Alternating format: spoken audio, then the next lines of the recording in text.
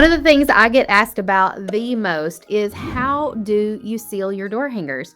You've done all this work to paint these door hangers and now you're expected to hang it outside on your door and let it be exposed to moisture, rain, sun, all the elements. So how do you protect all of that hard work? Today, I'm going to be walking you through the exact step-by-step process that I go through if I'm going to be spray sealing one of my door hangers. And the products I'm going to be using today are Aleene's Original Acrylic Sealer in both matte and gloss finish. I wanted to use both so that you could see the difference.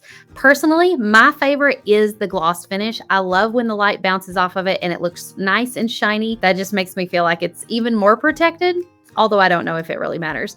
So my husband is helping me on this project so that you guys can see exactly the right way to do this, because let me be honest, he's more particular about how he seals things than I am. And I think that's just because I don't have the patience for it. So if I want something sealed the right way and done well, he's the one who does it for me. So first off, we are doing this indoors because at the time of filming, it is cold and rainy outside. So the weather is going to impact your ability to do this.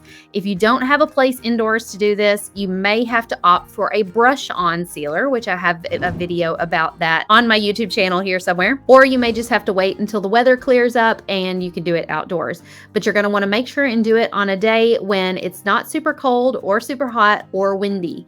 So here in Kentucky, you never know what the weather's going to be like. But we do have this large wood shop where we create all of our door hangers and we have our laser machines. And so in the evening hours when nobody else was there working, we decided to go ahead and film this video.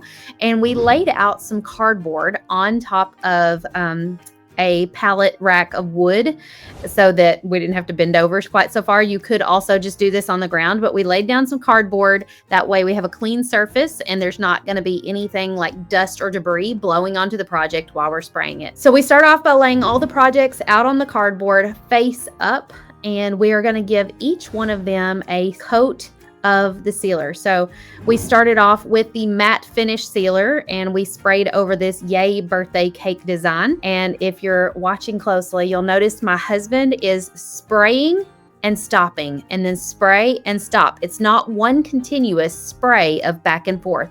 So he sweeps across doing a spraying motion and then sweeps back with a spraying motion. And each time he reaches the edge of the door hanger, he lets off the nozzle. So he's not double spraying the sides of the door hanger. This is important. And so he's also keeping his spray nozzle about 8 to 10 inches away from the surface of the door hanger. That's just enough space that the spray can spread out evenly, but you're getting good coverage. So once he has the entire thing coated, he moves on to the next project, and then we let it dry for about 5 to 10 minutes at least. Next up, we're going to use the gloss finish spray, and we're going to spray this Highland cow, a disco heart design, and a little Easter egg attachment. So this is going to have a much higher sheen. Now what you're going to notice is that while we're spraying either one of these onto the project, they kind of look the same. Both of them look glossy while they're wet. It's when they dry that you'll notice a difference.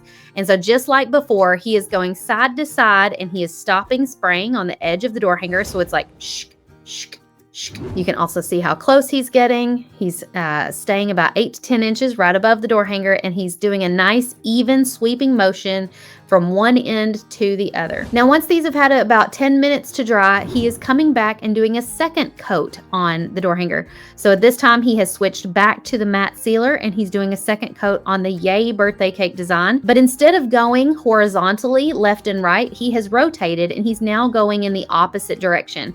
So he's doing this to try to ensure that he is getting a very even coverage. You know, doing it left to right, maybe he missed a spot, but if he's going to do it top to bottom the next time, it doesn't matter because it'll probably catch it. So not only are we getting 2 coats, but we're also making sure we're getting a nice even coverage. And you can see up close that while this spray sealer is still wet, it looks like high gloss, but don't be deceived. I'm going to show you at the end what it looks like once the matte sealer dries. Now we're going in doing the same thing with our gloss sealer, doing an approach that's going the opposite direction than we did the first time, doing a nice even coat. Okay, in just a moment, we're going to be flipping these over to do a seal on the back. But before I do that, I wanted to show you the sheen on the matte sealed project. So this Yay birthday cake has a nice sheen to it. It's not exactly what I would call matte.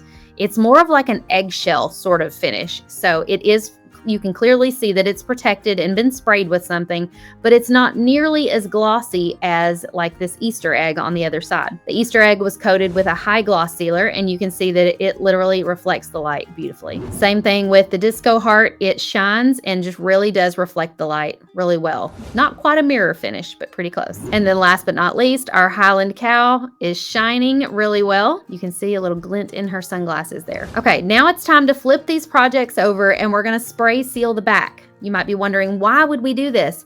Well, because even the back can be exposed to moisture. If you live in a high humidity area, or you are hanging this on a door that doesn't have any roof protection, like you don't have a front porch roof, the back of your door hanger is going to be exposed to the elements, even though it's against the door. And eventually this will cause the wood to bubble or warp a little bit. It'll start to get like dimples on it. It'll look like it's swelling up in places, and that's because we're working with MDF. And while it's great to paint on, you definitely have to do your due diligence to spray and protect this. So we're going to do the same thing on the back that we did on the front. We're giving each one a double coat. So we're going left to right with that first coat, letting it dry, and coming back later and doing a second coat top to bottom all across the back. Now, you'll notice in this video, I did have the strings already stapled to the back of these door hangers.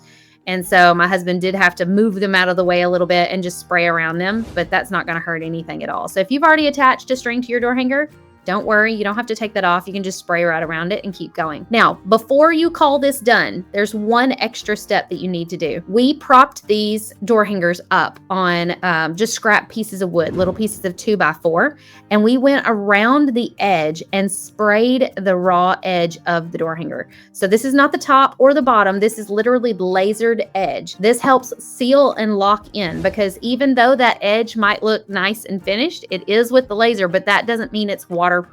So you do need to spray seal that raw edge to protect it if you're wanting 100% moisture protection. Because if this door hanger is going to be exposed to, a torrential downpour and lots of rain, it will work its way into that lasered edge and destroy your hard work. I don't know if you noticed, but the back side of that Highland Cow door hanger also had another Highland Cow on it. So it's definitely important to spray seal both sides of that one, because both sides have artwork on it. Now, once these dry, the back side, even though it's not painted, will still be a slight bit darker with the varnish on it. And so it won't be the original light color wood that it was before, which is kind of beneficial because it lets you see places that you might have missed when you were spraying. That's all for today. I hope that you have learned something about spray sealing your door hangers. And if you need help learning how to paint your door hangers, don't forget to hit that subscribe button right here, because we paint door hangers every week here at Southern Adornments Decor. I'll see you next time.